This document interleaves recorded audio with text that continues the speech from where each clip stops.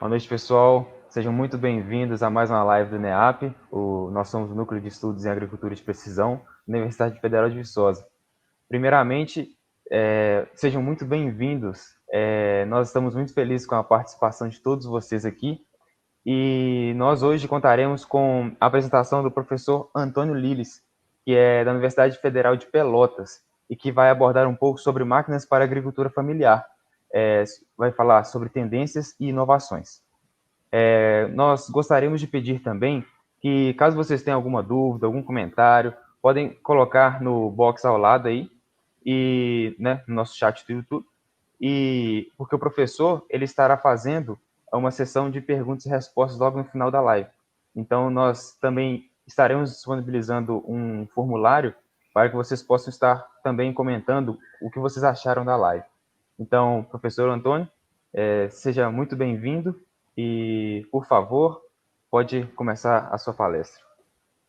Tá bom, obrigado, Isaac. Em primeiro lugar, eu gostaria de agradecer ao convite aí do NEAP, né, para que a gente possa estar falando um pouquinho de máquinas agrícolas para a agricultura familiar, né, e trazer uma visão, vou dizer que é uma visão assim relativamente bem pessoal, né, sobre as tendências e inovações a respeito da área de máquinas agrícolas dentro desse contexto de agricultura familiar. Eu vou iniciar me apresentando rapidamente para que vocês tenham uma ideia da minha carreira, para que a gente possa depois conversar melhor. Então, eu sou professor aqui da área de máquinas agrícolas da Faculdade de Agronomia Eliseu Maciel desde 86, desde 1986. Eu me formei em 1984 em engenharia agrícola aqui na Universidade Federal de Pelotas, depois fiz mestrado em 92 na Unicamp, fui orientado do professor Chang, que também foi orientador do professor Albiero, que fez a live com vocês na semana passada, né? E depois trabalhei na parte de projeto de máquinas de baixa potência com o professor Chang, e posteriormente fiz doutorado em ciência do solo na Universidade Federal do Rio Grande do Sul, né, na área de ciência do solo, na área de máquina-solo, né, da parte de dinâmica da relação máquina-solo, porque eu queria entender um pouquinho mais dos processos, de como é que se dá essa interação de máquina com solo, e um pouquinho mais também da parte de agronomia, já que eu sou professor de agronomia e formado em engenharia agrícola. Então, essa foi mais ou menos a minha trajetória, né, e posteriormente, agora aqui dentro da universidade, a gente criou o Núcleo de Inovação em Máquinas e Equipamentos Agrícolas, né, e estamos trabalhando dentro desse núcleo já desde 2013.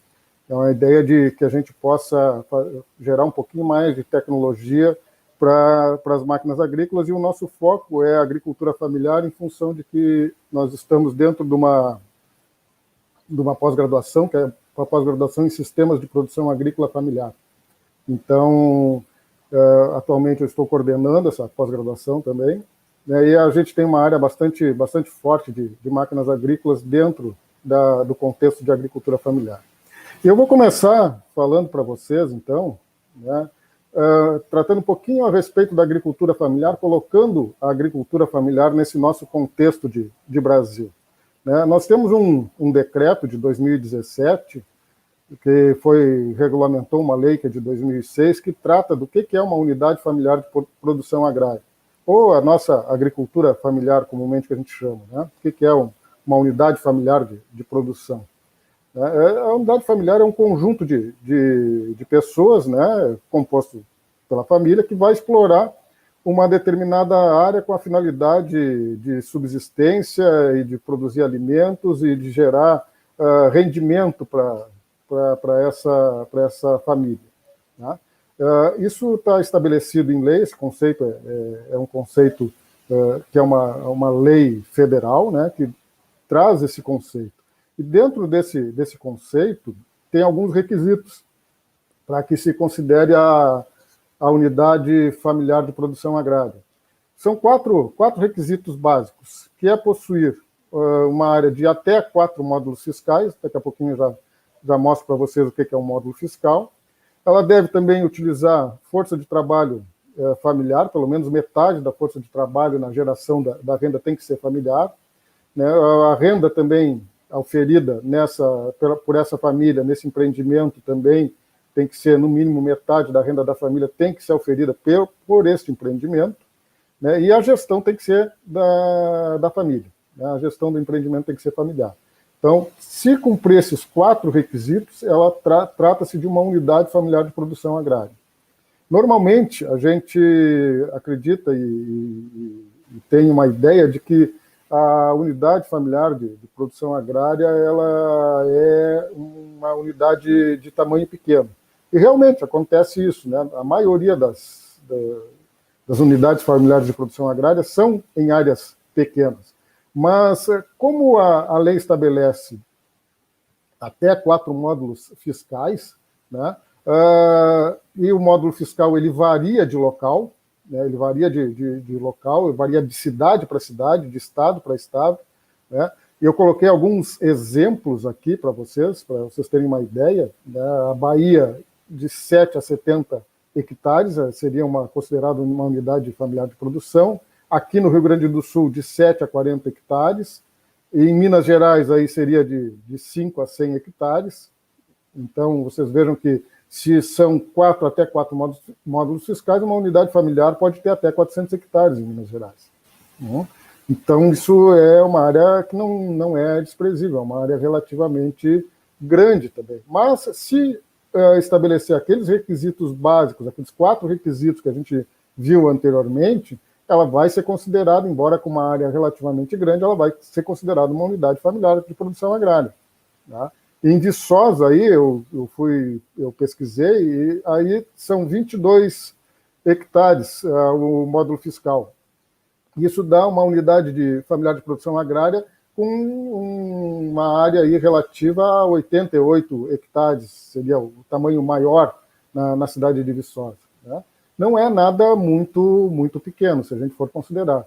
Embora a gente saiba que, pelo menos aqui no Rio Grande do Sul, embora a gente possa ter aí de 7 de 28 a 160 hectares de tamanho de área para ser considerada de produção, uma unidade familiar de produção agrária, a gente, aqui na nossa região, a gente tem áreas normalmente aí de até 20 hectares, 30 hectares, é a nossa média das unidades familiares.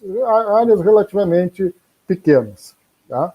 E normalmente é isso que acontece, embora a lei permita que sejam áreas maiores. Né?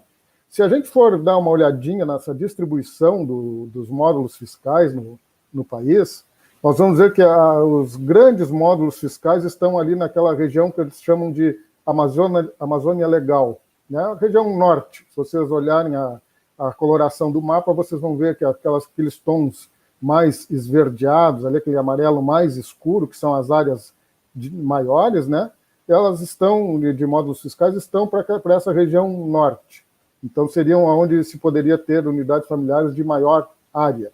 Tá? E aqui, mais para a região sul, menores. Em Minas Gerais também, bastante menores. Então, existe uma variação bastante grande dessa distribuição ao longo do país. Certo? Com relação à área ocupada pela unidade familiar de produção agrária, nesse último censo do IBGE de 2017, mostra uma distribuição de porcentagem por estado, aqui, que é bem interessante. Onde a gente vê aqui que essa faixa mais das bolinhas mais azul escura, né, são áreas maiores, ou não familiares, né, unidades que não são consideradas de produção familiar. E as de bolinhas mais claras ali, as unidades familiares são consideradas unidades familiares. Então, em termos de porcentagem, vocês veem que ali em Pernambuco é quase mais ou menos 50%, Pernambuco, Ceará, né, Acre, tá 50% de unidades familiares e 50% não familiares. Bom, conforme vai vindo aqui para o lado mais do Mato Grosso do Sul, São Paulo, Goiás, Tocantins, vocês vejam que há uma grande predominância de unidades não familiares. Dentro do estado, a porcentagem de distribuição maior das unidades de produção agrária são não familiares do que familiares. Então, vocês viram que há uma variação bastante grande dentro do país, conforme a região onde a gente se encontra, né? Se vocês pegarem Minas Gerais, ali tem uma porcentagem bastante pequena aí da área ocupada por unidades familiares. A maioria da área é ocupada por unidades não familiares. Com relação ao percentual desses estabelecimentos familiares, a gente nota também que a quantidade maior fica lá, se pegar ali a parte da Amazônia, ali acima de 80%, vocês viram essa zona mais azul escura no mapa, né? Se destaca no mapa, mas existem outras regiões do país, se vocês pegarem ali pela Bahia, aqui no Rio Grande do Sul, vocês vão ver que existe uma grande percentagem de unidades familiares em algumas regiões, localizadas em algumas regiões do país. Aqui esse mapa ele não é muito claro, ele não ajuda muito, mas porque a coloração que eles usaram não ficou muito interessante, mas vocês podem notar aqui na região onde a gente se encontra, que é essa região mais ao sul do Rio Grande do Sul, aqui onde está Pelotas, é uma região que tem uma quantidade bastante grande de unidades familiares de produção agrária. Tá? Então, vocês vejam que essa distribuição ela é bem interessante ao longo do país, ela não é uniforme, né? Agora, algumas coisas interessantes que a gente nota quando a gente começa a estudar a agricultura familiar e as unidades familiares de produção agrária, diz respeito com relação ao percentual de estabelecimentos, né? Segundo esse mesmo censo, esse último censo de 2017, 77% dos estabelecimentos no país são classificados como de agricultura familiar. E eles correspondem a uma área de quase 81 milhões de hectares. E esses 81 milhões de hectares são 23% da área, né? Então, vocês vejam, 77% dos estabelecimentos ocupam 23% da área, né? Então, 77% de estabelecimentos são unidades familiares de produção e ocupam uma área relativamente pequena, em torno de 23% de toda a área agricultável, vamos dizer assim, do país. Tá? Com relação também ao que gera de renda, o valor de produção, essas unidades familiares de produção, elas geram em torno de 23% de toda a produção agropecuária brasileira. E não é um percentual que possa ser desprezado, né?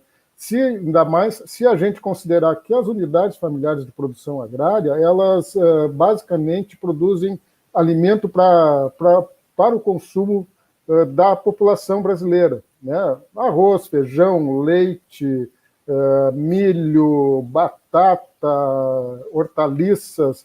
Esta produção se dá basicamente nas unidades familiares de produção agrária, né? Então, a segurança alimentar brasileira ela está diretamente ligada à agricultura familiar. Isso é muito importante. As grandes unidades de produção agrária produzem basicamente para exportação, né? Soja e cana-de-açúcar, esse tipo de commodity que ela normalmente é para exportação e que também não é interesse de se produzir numa unidade familiar de produção agrária, porque não seria rentável, né? Não teria escala para produzir e render recursos para o agricultor familiar. O que se destaca em exportação da agricultura familiar é a produção de tabaco. Essa produção de tabaco aqui, principalmente na região sul, pegar os estados do Paraná, Rio Grande do Sul, Santa Catarina, esses estados têm uma grande quantidade de unidades familiares produtoras de tabaco, onde a renda é relativamente alta para essas unidades. E seria um produto de exportação, já que a maioria do tabaco brasileiro ele é exportado, né? Pouca coisa fica aqui. O grande mercado de tabaco hoje do Brasil é a China, né? Então, vocês vejam que também existem esse tipo de coisa dentro da agricultura familiar. Ela é muito ampla, ela é muito variável, tá?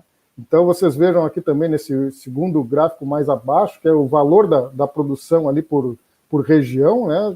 Na região norte, região sul, região nordeste, ela está ali em torno de uns 40% do valor da produção, que é relativamente grande. Agora, pegar o centro-oeste, onde a gente tem grandes áreas, né?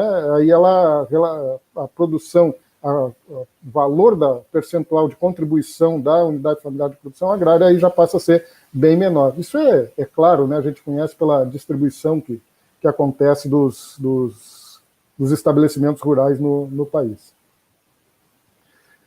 Deixando um pouquinho de lado a agricultura familiar, dentro desse contexto, né, vamos falar começar a falar um pouquinho das máquinas, que é para entrar dentro do assunto que nos diz respeito. Eu coloquei a agricultura familiar para que a gente possa entender o que é e como é que ela está dentro do país, como se estabelece, né, para a gente ter uma ideia.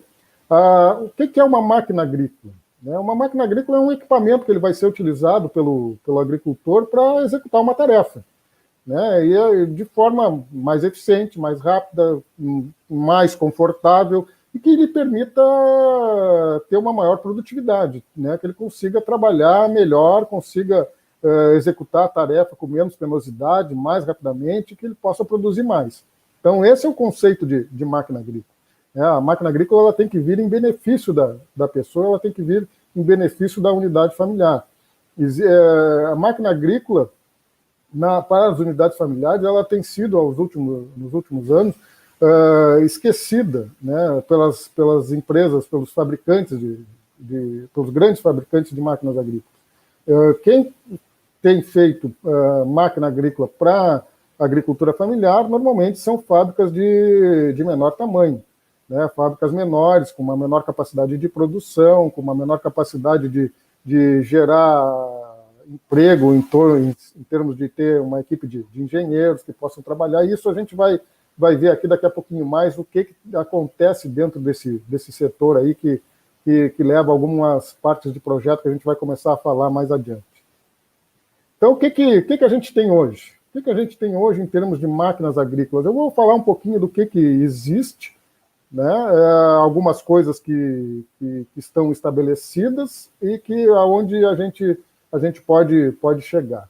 Então, o que a gente tem hoje em termos de máquinas agrícolas? Algumas máquinas que são desenvolvidas pelos agricultores. O agricultor tem uma necessidade, o agricultor, normalmente o pequeno agricultor, ele tem uma necessidade, ele não é assistido por uma empresa maior, né, ou não é assistido por nenhuma empresa, e ele cria a sua máquina, ele cria o seu instrumento para facilitar a sua vida. E surgem várias coisas. Eu trouxe 3 exemplos aqui, mas eu podia passar aqui meia hora falando de máquinas que são confeccionadas por agricultores, são inventadas por agricultores.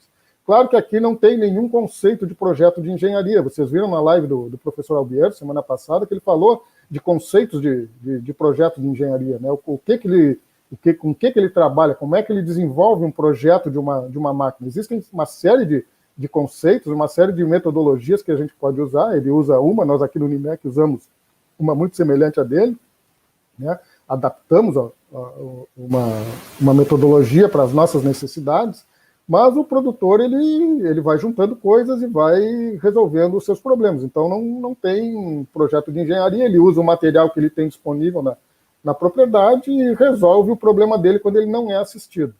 Tá? Essas fotos aqui, essas 3 fotos eu tirei de um encontro que teve aqui na Embrapa, aqui em Pelotas, há alguns anos atrás, onde a gente conseguiu reunir aí, acho que mais de uma centena de produtores familiares, que eles trouxeram as suas máquinas, seus desenvolvimentos, as suas invenções para mostrar ao público.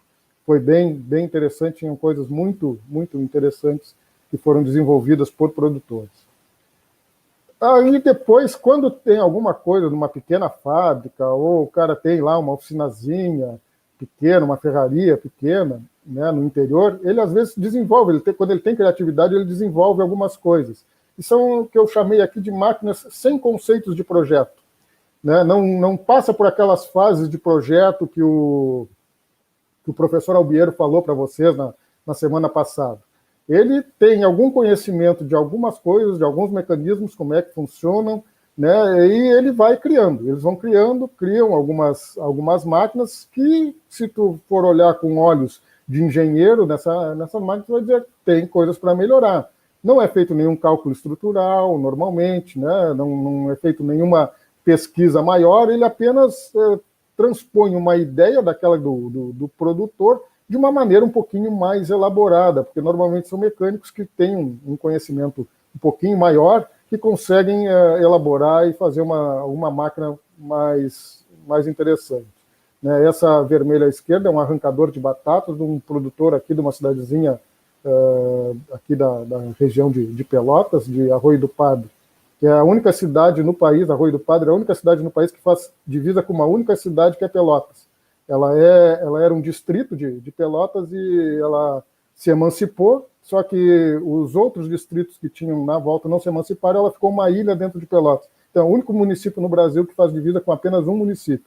Né? Então, ela está dentro de Pelotas, Arroio do Padre, é uma coisa interessante isso.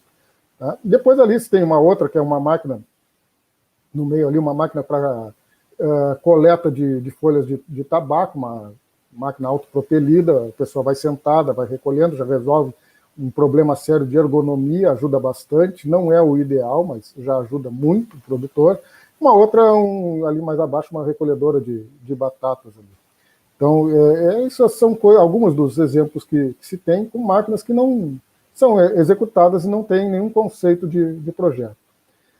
Algumas fábricas têm algumas máquinas que são executadas de forma maior e que são adaptadas para a agricultura familiar, né? Ou para pequenas áreas, vamos dizer assim, já que a agricultura familiar pode ter área grande também. Mas, normalmente, como a agricultura familiar está localizada, na sua maioria, em áreas menores, a gente conversa e chama a agricultura familiar como pequenas áreas também, né? Normalmente uma pequena área. Então, as empresas maiores, o que elas normalmente fazem? Elas têm um projeto de uma máquina maior, aqui eu trouxe 2 exemplos de semeadoras, que são com uma quantidade de linhas maior do que o que está apresentado aqui. O que eles fazem? Eles apenas cortam a máquina, né? Eles reduzem o tamanho da máquina. Tem essas máquinas aqui, se vocês olharem, ela é igual a uma máquina que tenha 9, 12 linhas ou mais. Mas aqui elas estão apresentadas com 3, 4 linhas. Não foi feito um projeto específico para essa máquina em termos estruturais para que ela possa desempenhar, ela possa ter uma capacidade de tração por um trator de potência menor, que seria um trator mais indicado para uma área menor, né, uma unidade familiar que tivesse uma área de produção menor. Tá? Então, o que acontece? Às vezes, esse tipo de máquina, o trator tem a capacidade de tracionar, mas não tem a capacidade de erguer no sistema hidráulico de 3 pontos, principalmente quando ela está carregada de semente adubo. E aí começam a causar alguns problemas. Né? O agricultor tem um trator de menor potência, ele consegue tracionar uma máquina de 3 linhas, mas ele não consegue erguer essa máquina. Então, existem esses tipos de coisas. Então, máquinas que são adaptadas, que às vezes não resolvem muito o problema, ajudam, mas não resolvem o problema do agricultor. Aí aparecem algumas máquinas que já têm algum conceito de projeto. Já é pensada, ela foi pensada, o projeto foi pensado para resolver um problema com uma capacidade maior. Eu trouxe 3 exemplos aqui, existem vários. A da esquerda ali é uma máquina autopropelida com motores elétricos que a pessoa vai deitada e vai recolhendo o produto ali né, vai retirando, ali ele está só, acho que ali ele está colocando, pode se colocar ou pode retirar, né, mas ela serve para isso aí. Depois uma semeadorazinha de 3 linhas acoplada num tratorzinho de rabiças de baixa potência. A outra, mais abaixo, já é uma máquina para colher tipo salsa, cebolinha, essas que a gente chama de verdes, né, de salada verde, vamos dizer assim. Bem interessante, a máquina toda com motor elétrico ali também. Então, tu nota que já tem um conceito de projeto aqui já envolvido, né? Já foi pensado um projeto para esse tipo de máquina, diferente das anteriores, que não tinham conceito algum de projeto de engenharia, não tinha sido pensado nenhum projeto. Aqui tu já vê que existem alguns conceitos de projeto que são aplicados a essas máquinas. A gente nota esse tipo de coisa. Então, é uma outra situação que a gente tem. Né? Já alguma coisa de projeto, da maneira como o professor Albiero apresentou para vocês na semana passada, os conceitos de projeto já são aplicados um pouco aqui nesse tipo de máquina. E depois, aí eu não podia deixar de fazer o nosso merchandise aqui do nosso núcleo, né? As nossas, todas elas, tudo que eu vou apresentar aqui, vou apresentar uma série de projetos nossos aqui, do NIMEC. Esses projetos, todos eles são pensados dentro de uma metodologia de projeto, né? Dentro da metodologia do projeto de fases, onde a gente tem um projeto, começa com um projeto informacional, se passa para um projeto conceitual, né? Depois se estabelece, então, o protótipo do equipamento, né? E depois se faz o projeto detalhado, que seria toda a planta do equipamento, com todas as peças, com as dimensões, tolerâncias e tudo mais. Mas o importante, quando a gente tem um conceito de projeto, e usa uma metodologia de projeto, como o professor Albeiro falou para você semana passada, é que a gente vai buscar informação, é a necessidade do produtor. A primeira coisa que a gente faz é buscar junto ao produtor qual a sua necessidade, para depois começar a pensar no projeto. Então, todos os nossos projetos eles são pensados dessa forma, eles partem de necessidades dos produtores, né? Necessidades que os produtores têm para que possam ter algum equipamento que possa melhorar a sua produtividade, certo? Depois que a gente faz esse primeiro levantamento, né, faz o projeto conceitual, como o professor Albeiro falou para vocês, aí se faz depois toda a parte de estabelecimento das partes das máquinas, né, conforme ele descreveu muito bem a semana passada, com das seções, subseções, e vai se estabelecendo o que cada parte da máquina vai fazendo. Entra aquele pessoal todo, como ele falou também, né, para poder dar opinião, faz aquela matriz, né, de distribuição, faz aquela casa da qualidade, e aí a gente vai verificando os pontos importantes, as sugestões que vão aparecendo, né, que podem ser boas, quanto são ruins, e vai se estabelecendo, então, o projeto da máquina. É assim que a gente trabalha aqui também. E é muito semelhante dentro da metodologia que o professor Albeiro explicou para vocês e que usa lá também, embora ele use várias metodologias conforme o caso, né? O Albeiro é um dos professores aí que eu conheço que mais entende da parte de projeto de máquinas agrícolas, aí, com certeza. Né? Entende muito mais do que nós aqui. Né?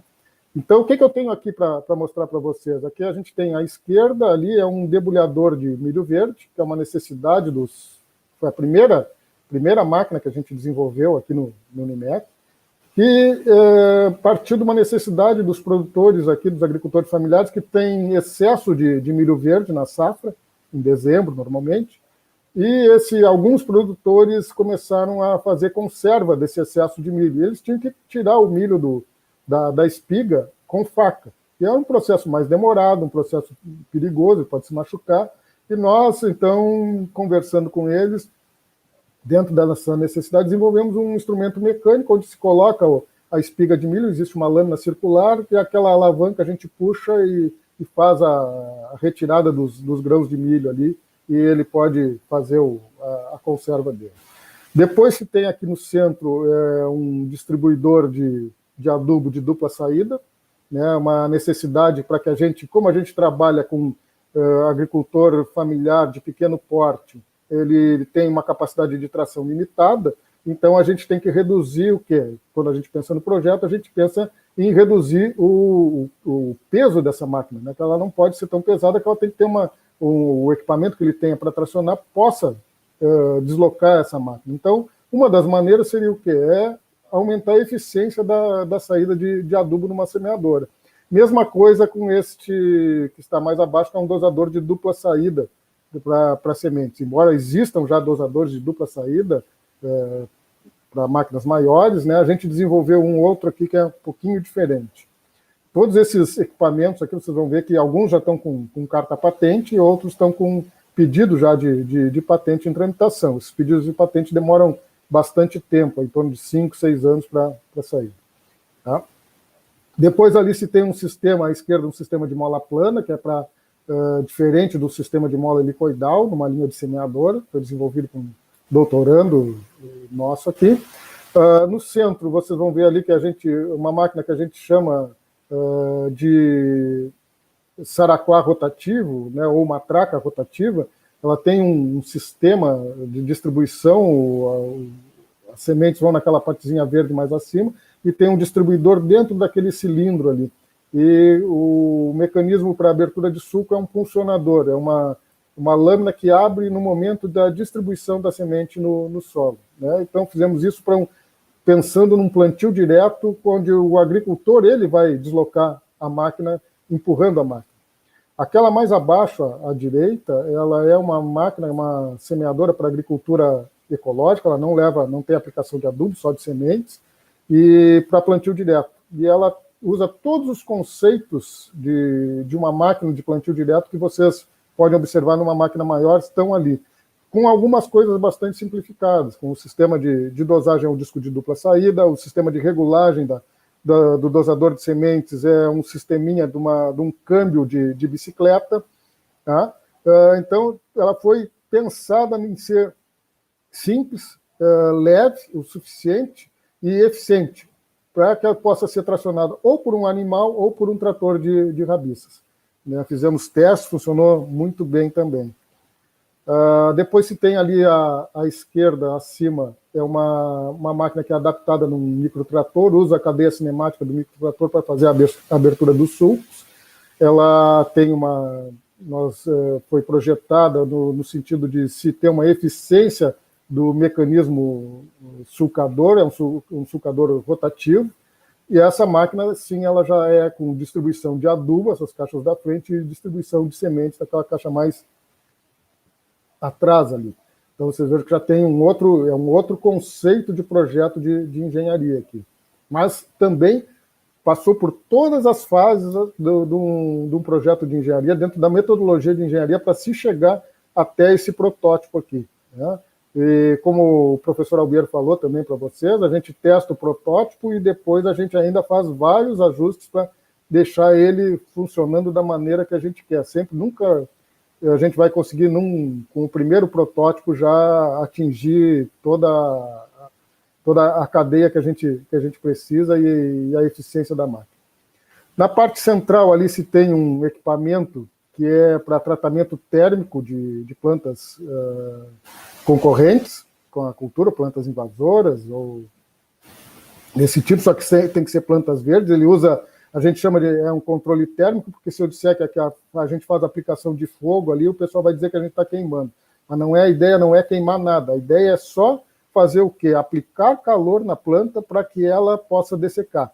Isso foi uma necessidade também dos agricultores ecológicos aqui da região, tá? E ela foi pensada e estabelecida para 4 linhas. Ela trabalha nas entrelinhas da cultura, principalmente aqui para milho, dentro da nossa região.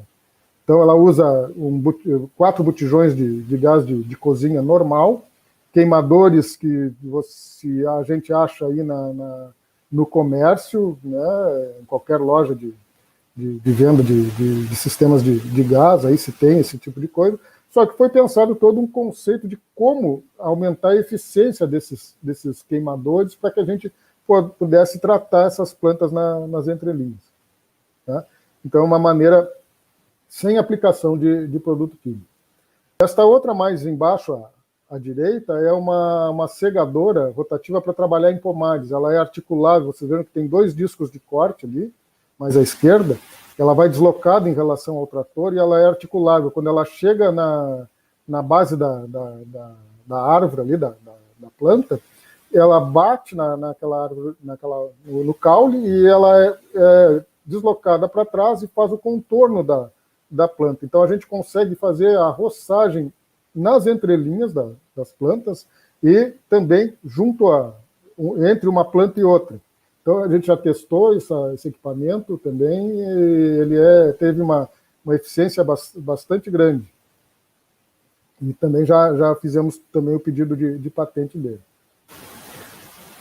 Aqui, por fim, dentro das nossas máquinas aqui, essa aqui, a que está à esquerda, essa em vermelho, a gente não consegue ver direito, mas ela tem um cilindro rotativo atrás dela, e ela foi dentro de uma demanda de um projeto que a gente fez junto com a Embrapa de Sobral, no Ceará. O pessoal precisava de um equipamento lá para fazer não o desmatamento, mas sim a abertura de áreas para fazer uma integração pecuária, floresta e agricultura, dentro da Caatinga. Tá? E aí o que acontece? Atualmente, como que o pessoal retirava? Era no machado, né, cortando ali com motosserra, o machado, e era um trabalho bastante difícil. Então veio essa demanda para a gente, e a gente estabeleceu, esse é um equipamento que ele pega o movimento da tomada de potência, ele tem um cilindro giratório com lâminas atrás, e o trator vai andando em ré, né, vai empurrando para trás, e vai triturando a planta. Ele tritura, deixa a planta triturada. E isso faz o serviço de forma bastante mais rápida do que o pessoal faz atualmente lá.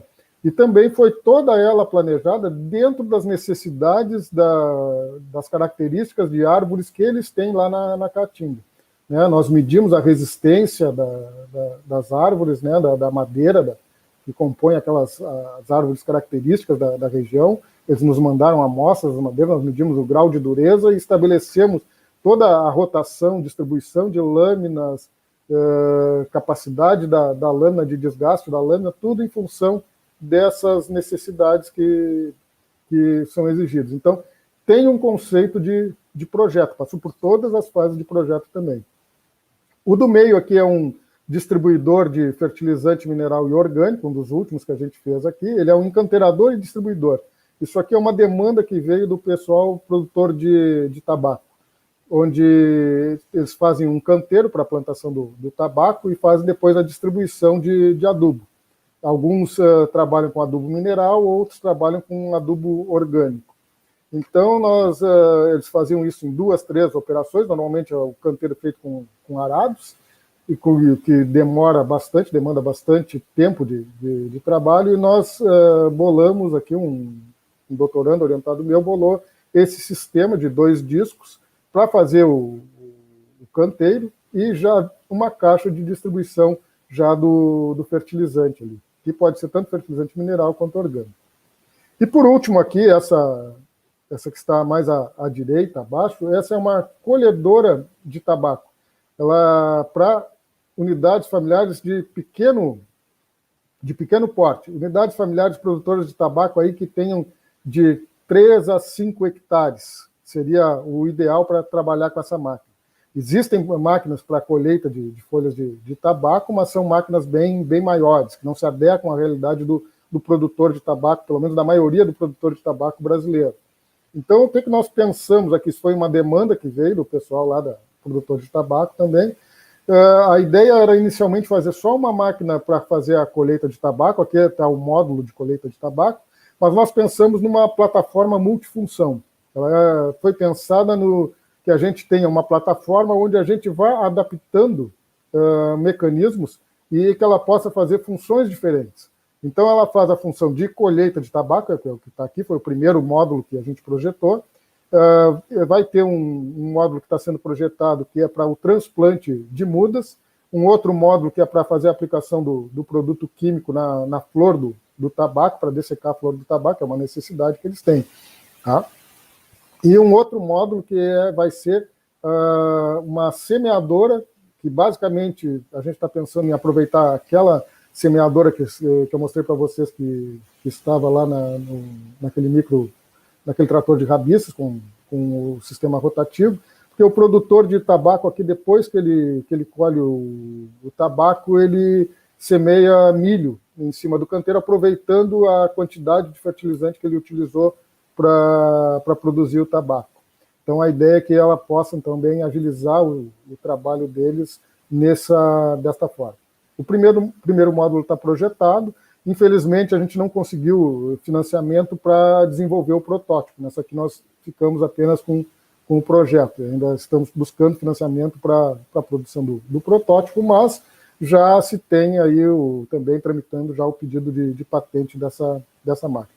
Então, aqui eu trouxe algumas das máquinas que a gente tem projetado aqui com conceitos de projeto. Então, algumas coisas que a gente existe hoje. Claro que eu não poderia deixar de citar o trator que está sendo projetado pelo professor Albiero, né, que usa todos os conceitos de projeto de engenharia, como ele explicou na semana passada. Então, esse trator dele é interessante, a gente está trabalhando com alguma coisa também à semelhança do que ele está pensando, né? Ele está desenvolvendo esse projeto dele, nós estamos desenvolvendo também um projeto de um veículo autônomo aqui para fazer algumas operações, né? E eu vou mostrar para vocês algumas tendências que tem nesse sentido, e que a gente está pensando em alguma coisa de um veículo de tamanho menor. Nós aqui pensamos em agricultura familiar de pequeno porte. O professor Albiero está pensando numa agricultura de um porte maior, mas mesmo assim utilizando esse trator de pequeno porte que ele está projetando, né? Que é bem interessante, tem todos os conceitos de projeto aí estabelecidos. Quando a gente fala em tendências e inovações, é bom a gente conceituar, né, o que é a tendência, o que é a inovação, né, para a gente poder entender aonde que a gente quer chegar com isso aí, aonde a gente vai chegar com essas coisas. Tá? O que é tendência? Tendência é aquilo que leva alguém a seguir um determinado caminho. Tá? Então, é uma orientação para algum lado, quando a gente vê que as coisas estão sendo direcionadas para aquele sentido. Tá? Inovação. Inovação é criar alguma coisa que seja diferente, que seja nova. Então, o que é uma tendência, o que são tendências, o que são inovações, o que a gente tem em termos de máquinas agrícolas, de tendência, para onde a gente está indo e o que está surgindo de novidade nas máquinas agrícolas para aplicação em agricultura familiar. É o que a gente vai começar a definir agora aqui. Eu vou mostrar para vocês, como eu disse, é uma visão pessoal, né, do que tudo que eu tenho lido, estudado, verificado, lives que eu tenho assistido de outros colegas e de outras pessoas aí. Quais são as que eu verifiquei aqui, que eu verifico hoje? Quais as tendências e aonde se tem as inovações? As tendências são aqui na parte eletrônica, na parte de aplicativos, uso de drones, veículos agrícolas autônomos é uma tendência bastante grande, uso da energia elétrica não só nos veículos autônomos, mas nos semi-autônomos ou não autônomos. Tá?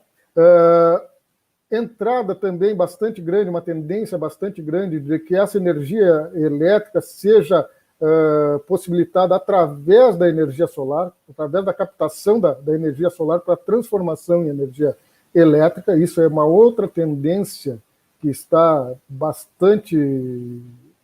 presente hoje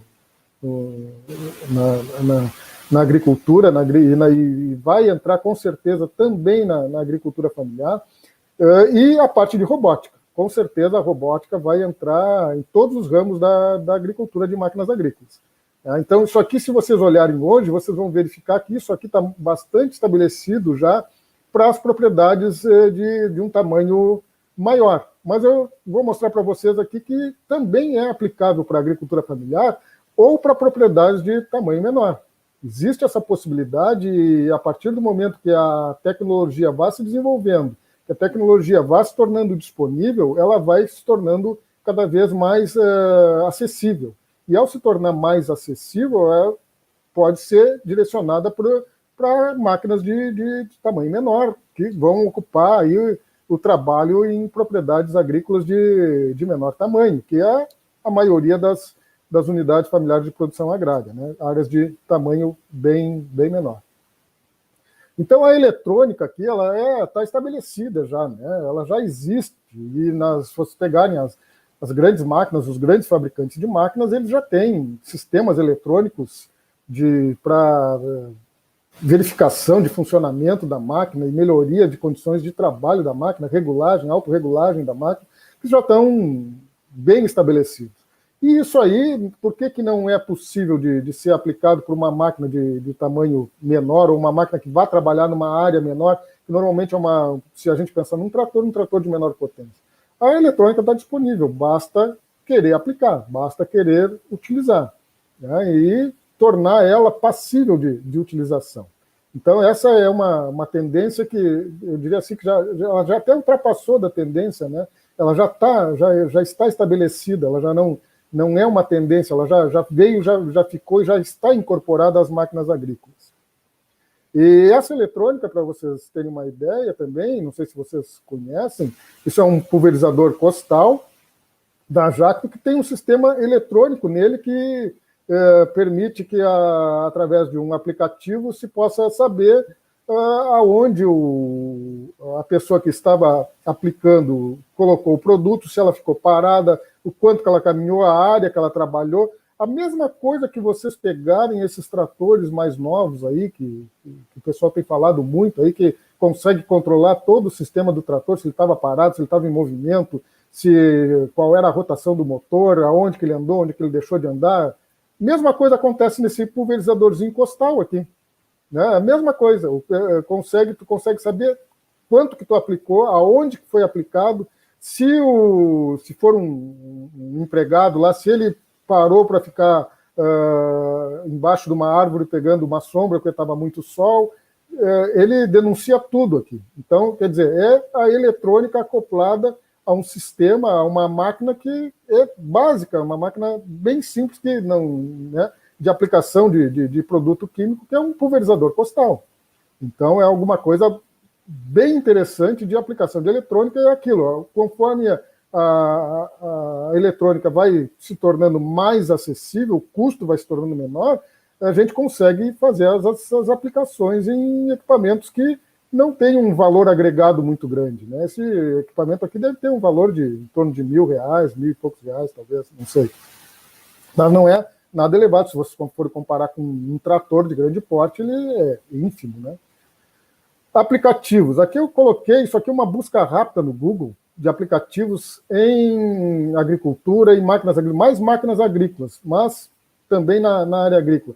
Existe uma enormidade, eu botei 2 telas aqui, mas se vocês procurarem, vocês vão achar muito mais, tem para tudo que é gosto. E hoje a gente sabe que todo o agricultor ele tem um celular na mão, né?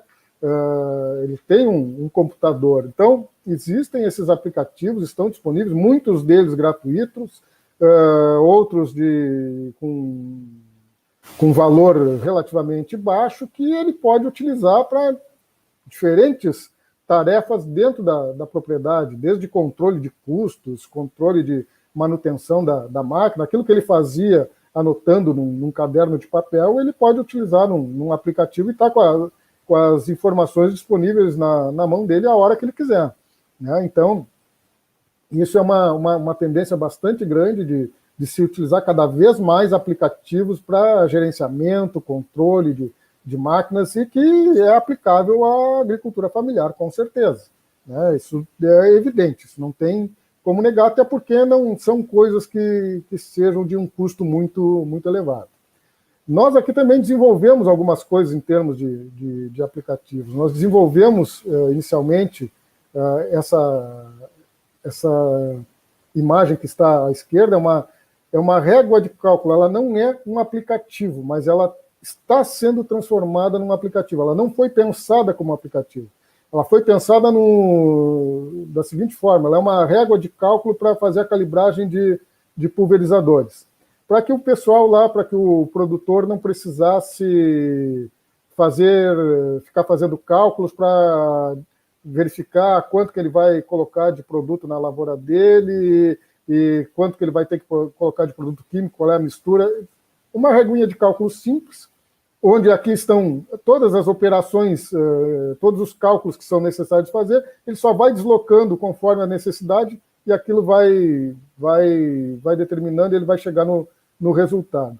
A origem da régua de cálculo é a mesma, pensada aqui, é a mesma da origem das réguas de cálculos que os engenheiros usavam aí no século passado para fazer os seus cálculos, né? A mesma parte do mesmo princípio. Só que, embora seja um equipamento bastante simples, né, de fácil utilização, a gente verificou também que há uma necessidade do agricultor de que isso aqui fosse transformado num aplicativo, que ele não precisasse ficar deslocando aquela reguinha para lá e para cá para ir verificando o cálculo que ele queria fazer. E sim, entrando com alguns dados no celular, ele pode já resolver o problema dele e ter a resposta para o que ele quer. E a gente está transformando, então, essa régua de cálculo num aplicativo.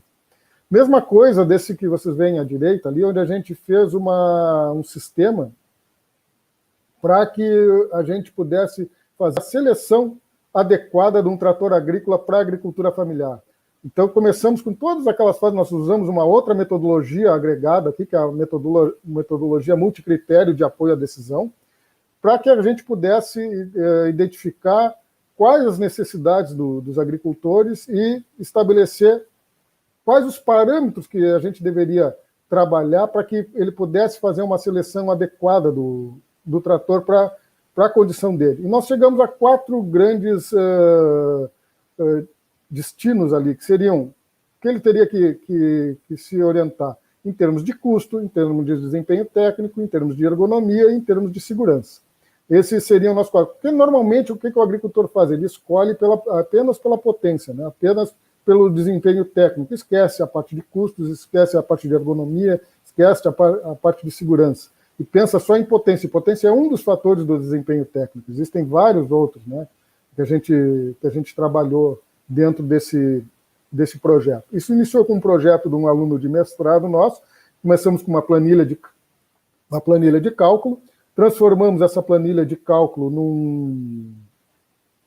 num programinha de computador, para facilitar, para agilizar, e agora a gente está pensando e já está transformando isso num aplicativo para celular também. A ideia é transformar num aplicativo que fica muito mais simples de utilizar, mas baseado nesses 4 itens. Então, são coisas que a gente desenvolveu aqui, que são alguns aplicativos que podem ser trabalhados. Existem outros aí que o pessoal tem desenvolvido na área de máquinas aí, existem N exemplos, brasileiros, aí, de pessoal de universidade desenvolvendo, algo que está sendo bem utilizado atualmente, é uma tendência bastante grande de se utilizar cada vez mais esses aplicativos aí na área de máquinas agrícolas e, claro, que na área de máquinas agrícolas voltadas à agricultura familiar. Uso de drones. O uso de drones é uma tendência que tem vindo bastante grande também, e essa tendência não quer dizer que o agricultor familiar, ou até um agricultor de porte médio, né, ou um agricultor de porte maior, vá comprar uma frota de drones para fazer as suas aplicações, aonde ele quer utilizar. Mas que eu vejo como tendência hoje na área de drones é empresas prestadoras de serviços. Existem drones aí para fazer semeadura, para fazer pulverização, para fazer mapeamento, para fazer uma série de identificação de problemas dentro da lavoura. Então, existem várias aplicações para os drones. É um equipamento que ainda tem um custo relativamente elevado, então um agricultor familiar dificilmente vai comprar um drone para fazer esse tipo de coisa dentro da lavoura dele, não vai compensar, mas ele pode comprar o serviço de uma empresa, né? Isso aí muito mais em conta para fazer a aplicação, semeadura, o que ele quiser utilizar dentro das possibilidades de utilização dos drones. Então eu vejo que a utilização de drones é uma tendência bastante grande, eles têm usos específicos, né, bem relativos, não vai servir para tudo, mas existe essa grande possibilidade de se ter empresas prestadoras de serviços, né, drones trabalhando não só de forma individual, mas na forma de enxames, já se tem isso também, né, onde se consegue um rendimento maior das operações que eles vão trabalhar. Então, isso é uma coisa que também veio, está sendo estabelecida e eu vejo que vai continuar ainda por um bom tempo aí, está bem em voga isso, a utilização dos drones. E aí o grande xodó que tem aparecido ultimamente, né, que são os veículos agrícolas autônomos, ou alguns até são semi-autônomos, né, eles não são totalmente autônomos. Existem N exemplos, e se for buscar na internet, tu vai passar 2, 3 dias, 5 dias, olhando coisa diferente, achando coisas diferentes de veículos autônomos. Normalmente, veículos autônomos de porte menor, né, de pequeno porte, embora se tenha alguns veículos autônomos, aí eu vou chegar ali de porte maior, mas a gente pensando em agricultura familiar, existem muitos veículos autônomos de porte menor, e praticamente, né, a maioria começou com tratamentos culturais, ou aplicação de produto químico, ou capina mecânica, está sendo desenvolvido mais para esse tipo de coisa. E a grande vantagem dos veículos autônomos no meio rural com os veículos, em relação aos veículos autônomos na cidade, que são os carros que até hoje ainda está muito complicado ainda de se ter um carro totalmente autônomo, né? É muito mais difícil tu ter um veículo autônomo andando numa cidade onde tem muito mais fatores de risco do que dentro de uma lavoura. Né? Alguns veículos autônomos desses vão utilizar sinais de GPS, cobertura de satélite, né?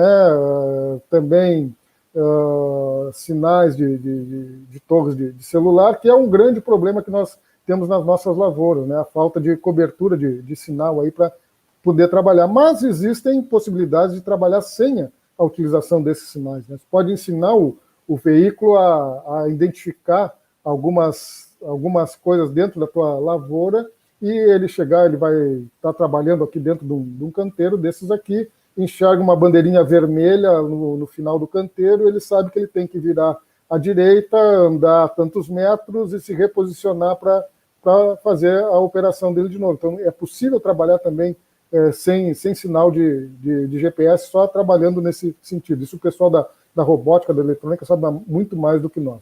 Então, eu trouxe alguns exemplos aqui para vocês, esses primeiros aqui, alguns do início do desenvolvimento. Esse de baixo aqui é para trabalhar exclusivamente com viticultura. Eles usam para várias coisas, e algumas das coisas é identificar como estão as condições dos cachos de uvas para saber quando que é o tempo adequado para colher, o que tem que executar de algum tratamento diferenciado. Então, tem se usado bastante os veículos autônomos para esse, vamos dizer assim, um escaneamento da lavoura, né? De se pegar o que está acontecendo com a lavoura para saber o que vai se fazer, não só fazer o tratamento da lavoura, mas também identificar o que se tem na lavoura. Né? E a gente tem veículos autônomos aí para tudo que é gosto. Tá? Esse aqui de cima da Jacto aqui, que é um veículo autônomo que está sendo testado, está desenvolvido e em fase de testes para aplicação de produtos químicos, né? O do meio aqui é um capinadorzinho mecânico, está na versão de capina mecânica, né? Mas pode ser utilizado para outras atividades. Esse bem abaixo aqui da Continental é para identificação de problemas na lavoura, para saber o que há necessidade de se tratar dentro da lavoura.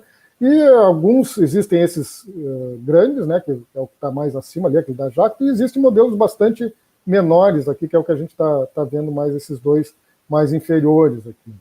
Tá?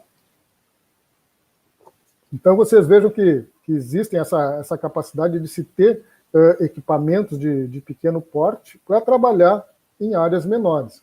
Né? Já se tem pesquisas bastante avançadas nesse sentido. Aqui, quem se dedicou um pouquinho a olhar veículos autônomos, né, já viu esse da Fendt e esse da GCO, que são os que mais aparecem aí, né? Tem esse da Vimbolt, que também ele é um equipamentinho bem pequenininho, para trabalhar no meio, é um robozinho pequenininho que vai no meio da lavoura, identificando características da lavoura, características de solo, de fertilidade, para fazer tratamentos. E esses outros dois aí, o da GCO e o da Fendt, eles são mais utilizados, têm sido mais utilizados, a gente tem visto mais a utilização deles para fazer semeadura. Qual é o problema desses veículos menores aqui? O problema é fazer mobilização de solo. Mobilização de solo é algo que exige, uma grande capacidade de energia de tração, né? E isso aí complica um pouquinho para esses veículos menores. Mas essas outras operações eles podem executar, né? E executam de maneira bastante adequada. Claro que tem adaptações, alguns lugares que eles trabalham melhores, outros que não se adaptam tanto, mas é uma tendência que é possível de se utilizar. Então, esses veículos autônomos de pequeno porte, semeadura, tratamento cultural, identificação de invasoras, identificação de doenças nas plantas, identificação de insetos, de pragas que estejam atacando as plantas, eles podem fazer tranquilamente. E também é uma coisa que um veículo autônomo ele trabalha dia e noite, se tu quiser, não tem problema, né? Não depende de ter a pessoa lá na jornada de trabalho. O uso da energia elétrica, isso é alguma coisa que tem uma tendência que está crescendo, né? Ela está vindo com bastante força. Aqui eu mostrei em cima para vocês aqui é um conceito de um veículo aqui da Icone, onde eles usam baterias elétricas e motores elétricos, e a ideia deles é que tenha um veículo ali que possa ser tanto autônomo como semi-autônomo, né? Ele pode ser, a pessoa pode dirigir e pode também ele ser totalmente automatizado para fazer diferentes operações dentro da lavoura. Esse aqui é só um conceito. Esse debaixo da AVL aqui, ele é um outro conceito onde se tem uma plataforma e essa plataforma também pode ser autônomo ou semi-autônomo, e são acoplados diferentes unidades. Então, ele pode ter uma unidade para carregamento, uma unidade para tração, uma unidade para semeadura. Então, eles vão acoplando diferentes módulos em cima daquela estrutura básica para poder trabalhar com diferentes condições. Mas a fonte de potência desse veículo, que é autônomo ou semi-autônomo, é a fonte de potência elétrica, é a fonte de energia, perdão, elétrica, para que possa gerar o trabalho. Existem outros veículos, né, e a gente está vendo aí, a John Deere está fazendo bastante propaganda desse veículo dela, né, totalmente elétrico e autônomo. Né, a Kubota tem um, esses são os de grande porte, a Case tem outro de grande porte também, e existem os pequenininhos também, né? Existem os tratorzinhos menores totalmente elétricos. Então, é possível se usar energia elétrica? Sim, é possível se usar energia elétrica, e isso é uma tendência. Né? É uma energia, vamos dizer assim, mais limpa, né? Não há emissão de componentes na atmosfera, e se faz o trabalho da maneira como se queira fazer, com a capacidade de tração que a gente já está conseguindo com esses projetos de estruturas maiores. Aí. Mas tem também os projetos com tratores de menor potência, né? Tratores menores totalmente elétricos. E a tendência que a gente vê desses tratores elétricos, e o que ainda se tem um pouco de dificuldade nos tratores elétricos, é com relação às baterias. Né? Que a gente possa ter uma capacidade de armazenamento de energia elétrica ali na bateria para gerar o trabalho mecânico que se quer, né, mas que tenha um tempo de vida, mas um tempo de utilização seja uma jornada de trabalho, pelo menos de 8, 10 horas. Algumas empresas dizem que conseguem isso, só que algumas dizem, se tu quiser, tu vai ter que depois para o trator, carrega à noite, para no outro dia tu utilizar. O que eu vejo como tendência nesses veículos elétricos é a utilização de baterias que sejam intercambiáveis.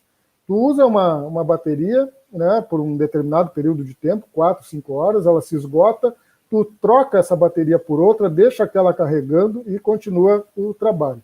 Eu acho que a tendência vai ser se ter esses módulos de bateria para gerar energia elétrica que tu possa trabalhar.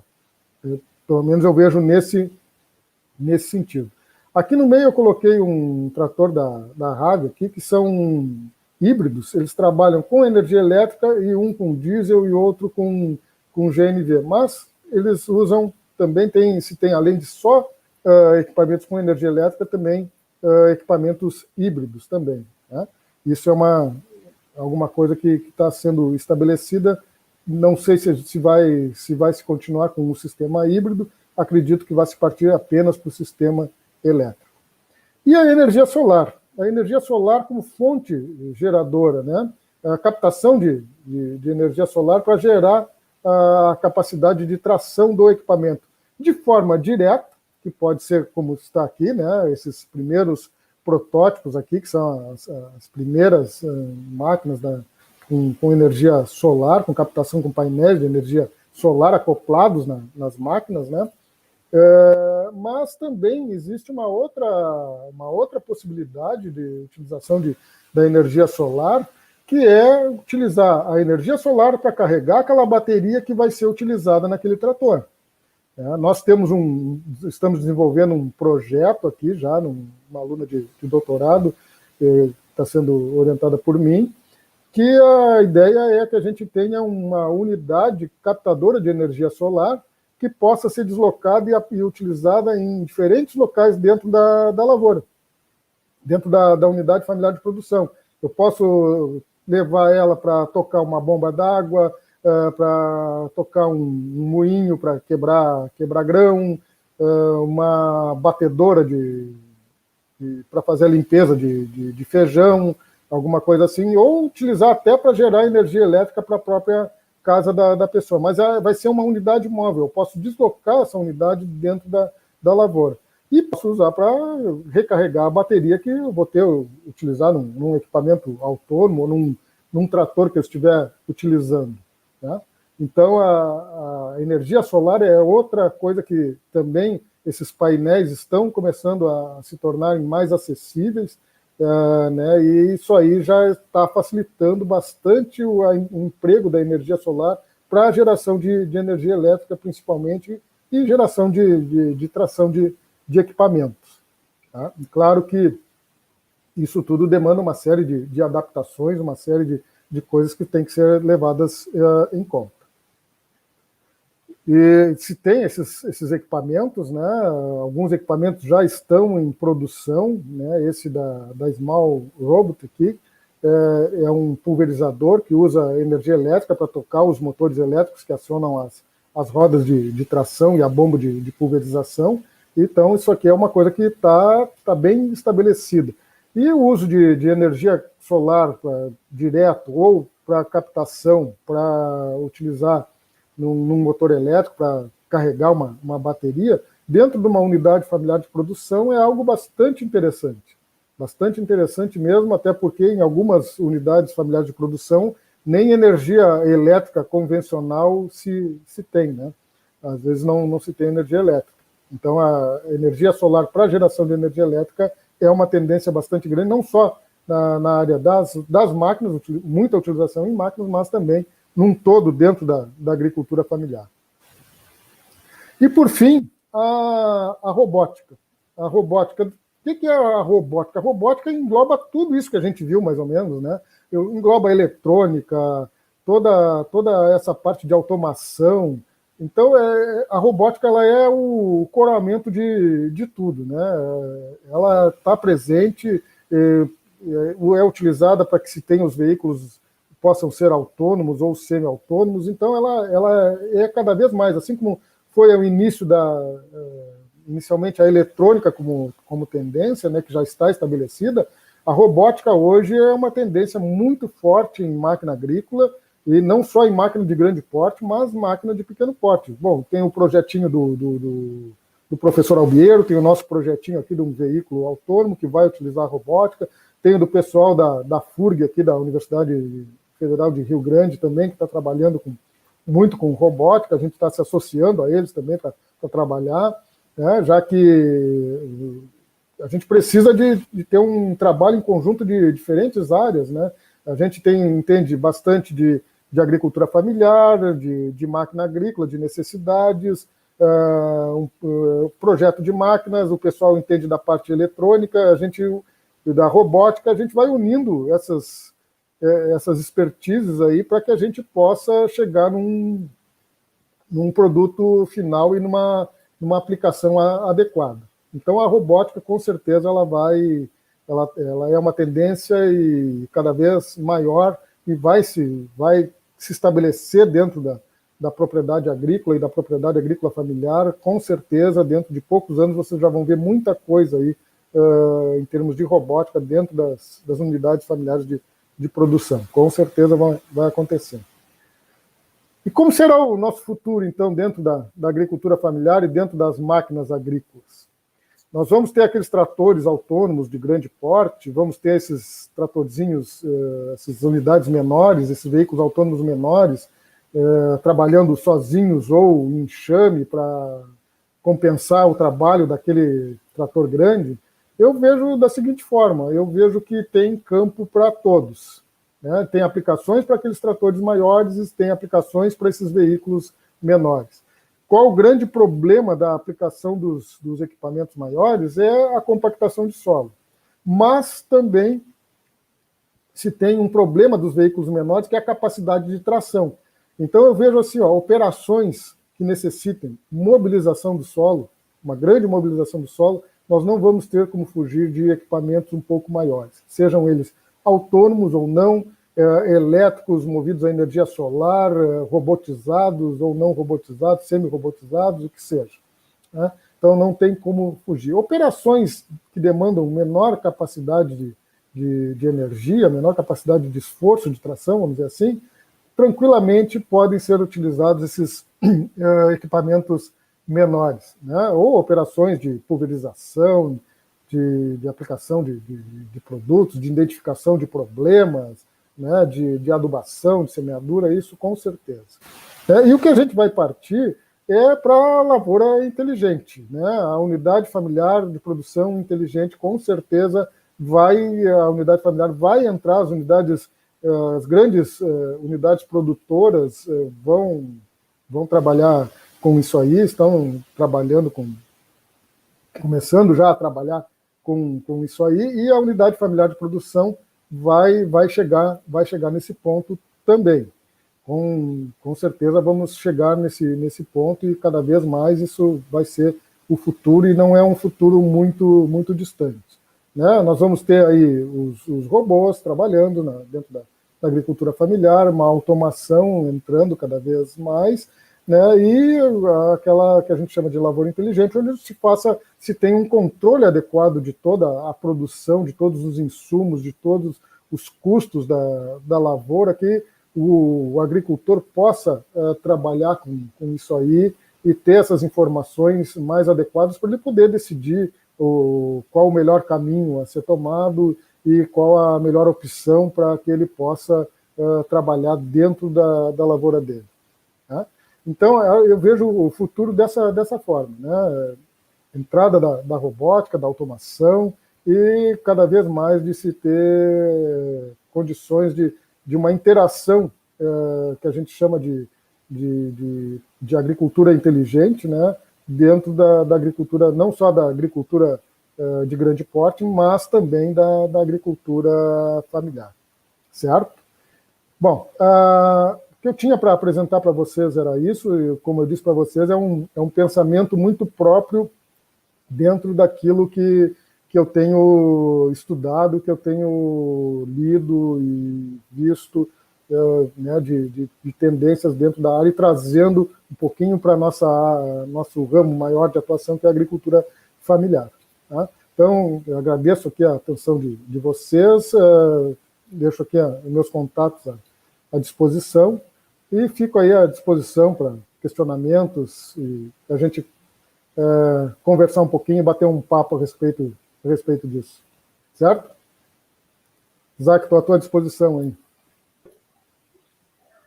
Beleza, professor. Muito boa palestra. Tenho certeza que todo mundo que está aqui na live, essas 43 pessoas, todos nós gostamos demais. Então, eu vou dar início à sessão de perguntas e respostas, iniciando pela pergunta da Sara, que é uma das integrantes do NEAP, inclusive, e ela tem um interesse muito grande por robôs, inclusive. Então, boa noite, doutor Liles. O que explica a concentração de propriedades menores no litoral e a irregular distribuição de propriedades familiares pelo Brasil, como as poucas unidades do Mato Grosso?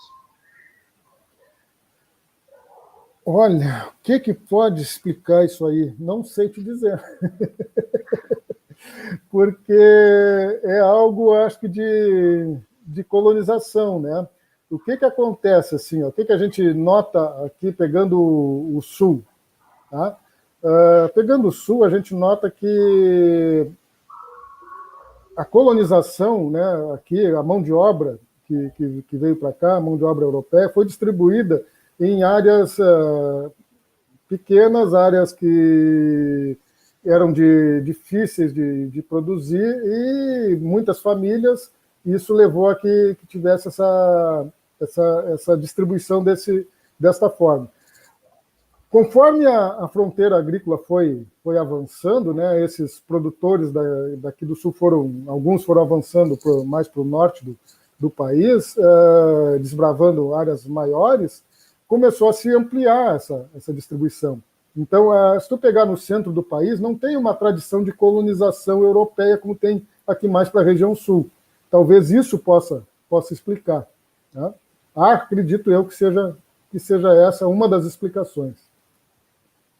Não, perfeito, perfeito. Eita. Muito provavelmente o professor, ele teve um pequeno contratempo e nós estaremos tentando contatá-lo aqui, se vocês puderem estar dando um tempinho, só por uns instantes, viu, pessoal?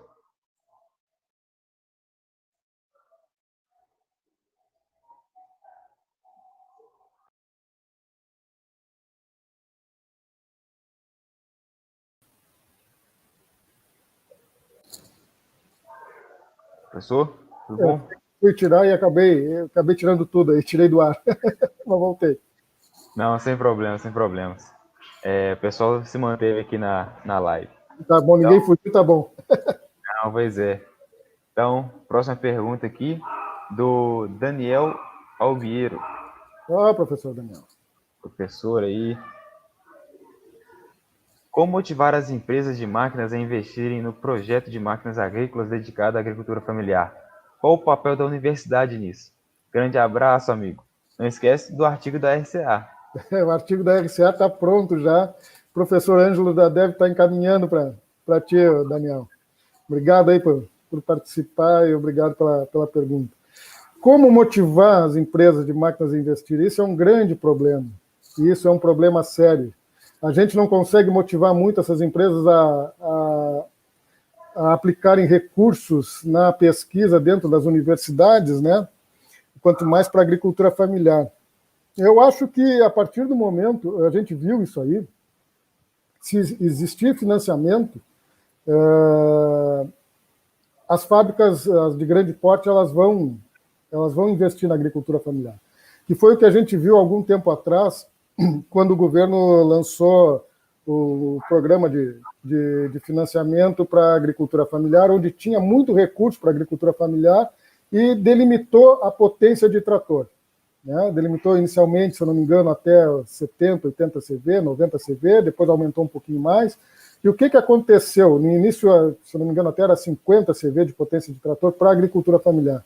Obrigou as fábricas todas que não tinham, as fábricas de tratores, as grandes fábricas que não tinham projetos, mas não aqui, não estavam disponíveis no Brasil, a investir e disponibilizar. Por quê? Porque o agricultor familiar começou a ter recursos para comprar máquina. Então, se o agricultor familiar tiver recurso para comprar máquina, as grandes empresas ou os fabricantes, não só os grandes fabricantes, mas os fabricantes em geral, vão disponibilizar produto para o produtor, com certeza. Mas tem que ter recursos. Se não tiver recursos para investir, não vai. Isso a gente viu bastante. Né? Quando teve bastante recurso, houve uma explosão. Também o que começou a acontecer? O dólar era barato, começou a entrar muito produto da China, muito trator da China, não só trator, mas várias máquinas da China, e o pessoal viu que tinha mercado. Mercado na agricultura familiar existe. Existe um grande mercado na agricultura familiar, que as empresas podem oferecer. Só que não há interesse, não há muito interesse, porque não tem recurso disponível. Se tiver financiamento, se tiver recurso, com certeza, acredito que vai ter disponibilidade e as fábricas vão se interessar. Porque hoje é muito mais interessante para uma fábrica, né, de grande porte vender uma semeadora enorme, de grande, cheia de tecnologia, onde eles têm um valor agregado muito grande, né, e onde eles, com uma máquina, eles vão lucrar muito mais do que com várias máquinas para a agricultura familiar. Então, tem esse negócio do mercado aí. Mas eu acredito que, tendo o financiamento e tendo dinheiro, com certeza as fábricas vão se interessar. Como é que a universidade entra nisso? Bom, o nosso negócio é propor. é o que a gente está fazendo, né? A gente está fazendo pesquisa, está propondo uma série de coisas, né? Uma série de projetos, está colocando à disposição das empresas. A partir do momento que a empresa tem interesse de produzir, ela vai poder produzir, mas eu acho que a nossa função é essa mesmo, é de propor coisas diferentes, né? Propor coisas que às vezes ainda não seriam totalmente funcionais ou comercialmente aplicáveis, mas que futuramente podem se tornar aplicáveis. E essa parte da robótica aí é uma delas, né? A gente tem várias pesquisas em várias universidades, dentro do, não só fora do país, mas aqui no país também, trabalhando com isso, e onde a gente está ali, está tateando algumas coisas, está identificando, mas está indo passo a passo para tentar desenvolver algum produto futuramente ou ter uma parte desse produto que vá ser agregado por uma empresa. Sim, perfeito. O Josemar Ben, ele fez um comentário, nenhuma pergunta em si, mas eu gostaria de destacar aqui, porque o comentário que ele fez foi muito bacana. A agricultura 4.0, daí para cima. A agricultura está cada vez mais abrindo a mente para a tecnologia que coopera no crescimento. E isso vai expandindo de vizinho para vizinho. Muito obrigado aí, Josemar, pela sua participação, viu? É bem isso, Josemar. A gente sabe que a melhor propaganda é do vizinho, né? Um está sempre de olho no outro ali, né? Se um compra um trator vermelho, né, de uma determinada potência, o outro olha lá, mas eu quero um vermelho com uma potência um pouquinho maior. E ele está usando isso aqui, está dando certo, eu vou usar também porque está dando certo para mim. Isso acontece. A gente está só, e cai naquilo do artigo que o Albier nos pediu, a gente está trabalhando, está procurando não trabalhar com o termo de agricultura 4.0, trabalhando com um termo que a gente considera mais amplo, que é a agricultura digital. Né? Que a agricultura 4.0 veio lá da indústria 4.0, que foi um conceito criado na Alemanha. Né? Claro que isso se adotou aqui como agricultura 4.0, não só no Brasil, mas em vários locais, mas a gente está procurando trabalhar agora com o conceito de agricultura digital, que é no sentido de ser alguma coisa mais ampla do que a agricultura 4.0. Legal, legal. Agora, mais uma perguntinha, Jardel Fialho. Boa noite, professor. Você mencionou a necessidade de máquinas com pouca exigência de tração. Você poderia explorar mais exemplos de como fazer isso? Como exemplificado pelas melhoras na aplicação? As máquinas com pouca, eu não sei se ele está se referindo aos nossos projetos lá. Tá? Quando a gente está trabalhando com agricultura familiar de pequeno porte, eu tenho uma capacidade de tração limitada. Até porque eu não tenho como colocar um equipamento, vamos pensar num trator de grande porte dentro de uma propriedade que ela tem uma área reduzida. Né? Não se tornaria viável de maneira nenhuma. Então, eu tenho um trator ou um equipamento com uma capacidade de tração, seja um animal, seja um trator de rabiças, ou um trator menor, né, com uma capacidade de tração mais limitada. Né? Então, eu preciso ter equipamentos que se adequam a essa capacidade de tração mais limitada. E isso foi aonde a gente tem alguns projetos nossos que a gente está desenvolvendo esse tipo de coisa. Os exemplos são aqueles que eu citei para vocês aí do que a gente tem feito. Se a gente for pensar na parte da entrada da robótica, naqueles equipamentos menorzinhos, de menor porte ali, eles entram tranquilamente, né, em todo o sistema dentro da lavoura, onde a capacidade, a necessidade de tração seja menor. Então, semeadura, tratamento cultural, vocês podem ver que a maioria, os primeiros equipamentos, até os que são mais desenvolvidos, são para tratamentos culturais, né, são para tecnologia de aplicação de produtos. Né? Depois começou a se desenvolver alguma coisa aí para identificar problemas dentro da lavoura, onde o robozinho caminha por dentro da lavoura e vai identificando uma série de problemas. Então, a aplicação de produto químico, aplicação de fertilizante, semeadura, se não for semeadura no sistema de plantio direto, aí já a capacidade de tração já é menor, esses equipamentos menorzinhos se adequam bastante. trabalhando individualmente ou em grupos, né, em enxames, como o pessoal qualifica. Legal, legal. Mais uma pergunta aqui do Helder Eduardo Sena. Primeiramente, ele parabeniza a apresentação e pergunta: como você vê as instituições e empresas no quesito de mobilização para a criação de máquinas que operam em áreas de montanha em um preço acessível, atendendo à agricultura familiar? Aí entrou num ramo mais específico ainda, né? Esses locais de difícil acesso tem dois problemas. O primeiro problema é que é difícil de mecanizar, né? Tu vai ter que criar equipamentos, muitas vezes, muito específicos para aquela situação. E isso talvez não seja economicamente viável, né? E aí o interesse da empresa não vai existir. Só vai existir se esses equipamentos, se a área for relativamente grande e se mostrar viável economicamente, né? Aqui a gente nota bem uma situação que acontece aqui no nosso estado, que as indústrias de máquinas, às vezes, elas não têm um grande interesse. Isso eu estou falando das indústrias de grande porte. Não tem muito interesse aqui, porque aqui a gente faz uma lavoura de inverno e uma lavoura de verão. Qual é o grande foco das empresas de máquinas agrícolas hoje no Brasil? É onde que o pessoal chama da agricultura tropical, que é o centro do país, onde tu consegue fazer mais de uma lavoura por ano. Faz duas, já está se fazendo 3 lavouras por ano. Então, esse é o grande foco da empresa, né? Por quê? Porque se tu faz mais lavouras, tu necessita de mais equipamento, necessitando de mais equipamento, se torna economicamente mais viável a indústria produzir para aquilo ali. Então, coisas que são muito específicas, eu acho que vai ficar muito com a parte da pesquisa, né? Com as universidades desenvolvendo produtos para isso aí, e, de repente, algum produtor de menor porte naquela região produzindo para aquela situação. Legal, legal. A pergunta agora do Nailton Rodrigues. Ele fala: boa noite, professor, parabéns pela palestra. Nessas adaptações de máquinas e equipamentos, com essa adaptação para uso com trabalho com animais? Das nossas ali, a gente tem algumas que são capazes de ser utilizadas para animais, né, com tração animal, e outras não. O que acontece? Dá para adaptar tudo para tração animal? Não dá.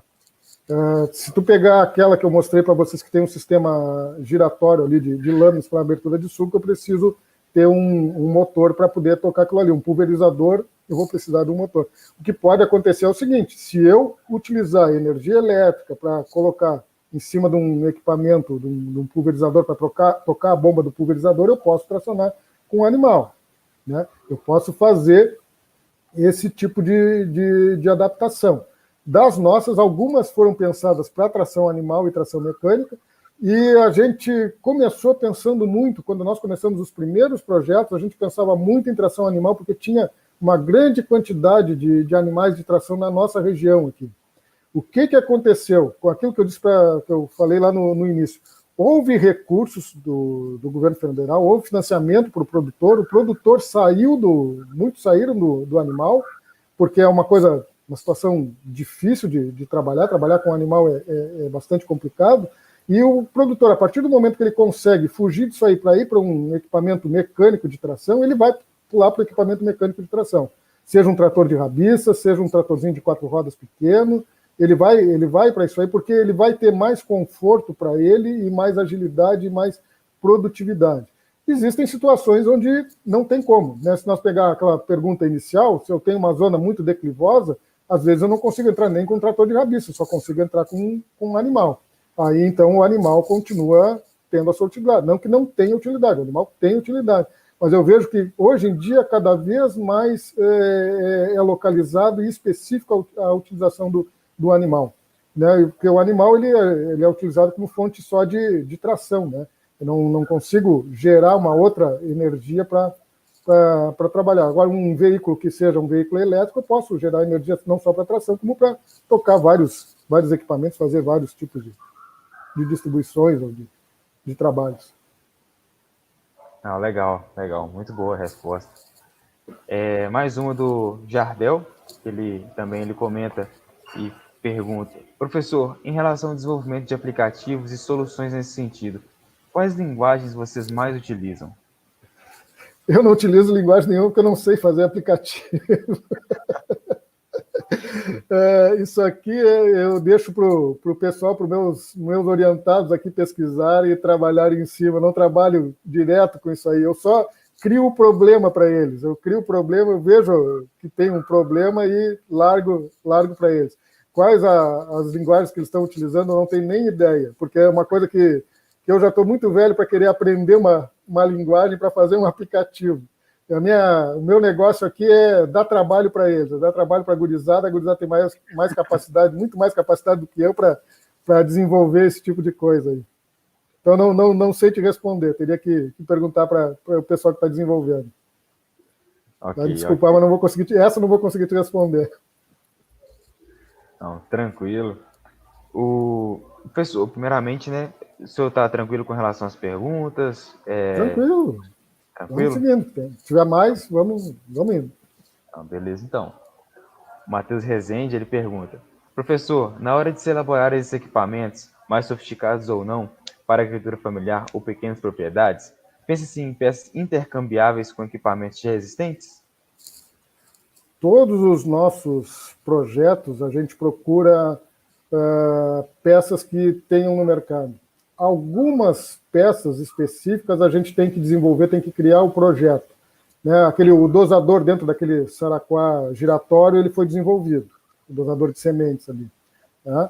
O sistema pulsionador foi desenvolvido, mas o restante, aquilo que eu disse, daquela semeadorazinha que tinha de tração animal e trator de rabiças, o sistema de regulagem do disco dosador de sementes é um câmbio de bicicleta, câmbio normal de bicicleta, que foi adaptado. Né? Se tu olhar ali, as rodinhas são rodinhas que tu encontra no mercado. A gente tem procurado trabalhar com esse tipo de coisa justamente porque baratear o custo e ser fácil do agricultor. Se caso der algum problema, quebrar, estragar, ele possa, né, chegar numa ferragem, em algum lugar, comprar a peça para solucionar o problema dele. Então, a gente tem procurado, dentro do nosso projeto, no máximo possível, trabalhar com componentes que existam, que estejam à disposição no mercado. Quando há alguma necessidade muito específica, aí a gente tem que criar alguma coisa. Mas, dentro do possível, sempre trabalhando com o que já existe, sim. Com certeza que é até para baratear custo disso aí. Perfeito. Nailton, ele fez mais duas perguntas. A primeira: professor, como fica a manutenção e a troca de peças nesses equipamentos à agricultura familiar? Não sei se ele está se referindo aos nossos ou a parte essa que eu apresentei de eletrônica, né? Com relação aos nossos, é isso que eu disse para vocês, é simples porque são coisas que a gente procura trabalhar com o que tem no mercado, não vai ser nada muito difícil. Né? E se a gente pensar com essa implantação de veículos autônomos, eletrônica, bom, aí as empresas elas têm que dar dessa assistência, né? Dar essa assistência para resolver problemas que possam surgir. Então, aí, essa manutenção, aí a empresa vai ter que ser capaz de fornecer. Custo disso aí, bom, aí a gente tem que ver se esse custo vai ser elevado ou não. Né? Mas se for elevado também, a empresa não vai se manter no ramo porque vai acabar perdendo mercado. Então vai ter que se adequar à capacidade dos produtores. Né? Então, acredito que também a ideia é que se pense equipamentos que sejam de manutenção. Pensando em agricultura familiar, tu tem que pensar na facilidade, tem que pensar em alguns aspectos com relação à manutenção, que é a facilidade de manutenção, né, a necessidade, que não tem uma necessidade, como que eu vou dizer assim, não tem uma necessidade que tu tenha que toda hora fazer uma manutenção no equipamento, tem que ser mais espaçado possível essa manutenção, e que essa troca de peças, quando necessária, tem que ser com valor baixo para que ele possa fazer. Senão, aí complica a agricultura, quando a gente pensa no agricultor familiar de pequeno porte, né? Áreas pequenas, onde a capacidade financeira do agricultor é menor. Ok. E nessa mesma pergunta, ele já emenda uma próxima, que é: professor, como está o uso das máquinas e ou equipamentos manuais com roçadeiras, enxadas rotativas, arados? Vale a pena usar na agricultura familiar em pequenas áreas? Vai depender da área. Né? Manual, ele vai ser adequado para áreas extremamente pequenas. Né? Arados manuais, enxadas rotativas manuais, aí eu não... Roçadeira manual, se for aquelas roçadeirinhas elétricas, tranquilo, não tem problema. Equipamento que necessite esforço de tração maior, é complicado ter tração humana, né? A gente tem, o homem tem uma capacidade de tração bem pequena, né? Um animal aí, um cavalo, um boi tem uma capacidade de tração muito maior. Tá? Então, que se tem de equipamentos de manuais, alguma coisa em termos de semeadura, principalmente se tu pensar em semeaduras e alguns tratamentos culturais para hortaliças, né, feitas em canteiros, em pequenas áreas, aí tu pode pensar em alguma coisa manual, mas manual vai ser para áreas estritamente pequenas.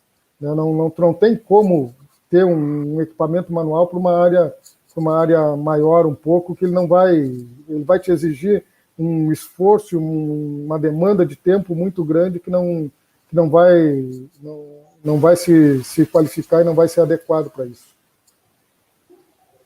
Show. A Sara, ela faz a seguinte pergunta: excelente palestra, professor Liles. Quais seus conselhos para pessoas que, como eu, amam mecanização e robótica agrícola, considerando as necessidades atuais e o cenário brasileiro? Estuda e te dedica. O conselho que eu posso te dar é o seguinte: estuda bastante, procura se informar. Tu gosta da área de máquinas, gosta da área de robótica, eu acho que tu está com tudo aí para poder se desenvolver na profissão quando se formar. É uma necessidade que está sendo criada e que vai ser criada, que vai ser cada vez mais exigida no mercado de trabalho. É o conhecimento da máquina e a aplicação da robótica aí, não só a robótica, mas toda a parte de sistemas eletrônicos, né? Tudo voltado para isso aí. E a robótica está entrando mais nesse negócio. Então, se tu gosta das duas, o meu conselho é se dedicar, estudar bastante, se preparar, porque vai ter mercado para isso aí, com certeza. Legal. E já aproveitando o gancho, ela vai lá e disse que a sua palestra foi inspiradora. Que bom. A última pergunta que nós temos aqui é do Alexandre Machado. Ele fala: boa noite, professor. Como fica o descarte das baterias nesses maquinários elétricos? Isso aí é uma coisa que não está estabelecida, mas com certeza vai ter que se estabelecer um regramento, o mesmo que a gente tem hoje para as pilhas, para as baterias de celular, a mesma coisa. Né? A empresa vai ter que ter um regramento para que a empresa seja responsável por fazer esse descarte. Não pode, o agricultor ele não vai ter condições de fazer esse descarte. Com certeza ele não vai conseguir. Então, as empresas vão ter que fazer esse descarte, até porque se aproveita muita coisa dessas baterias, né? A própria indústria aproveita muita coisa disso aí, né? Na reciclagem desse produto. Então, esse descarte, com certeza, vai ter que ficar na mão das empresas, vai ter que se criar um regramento adequado para isso aí, para evitar problema.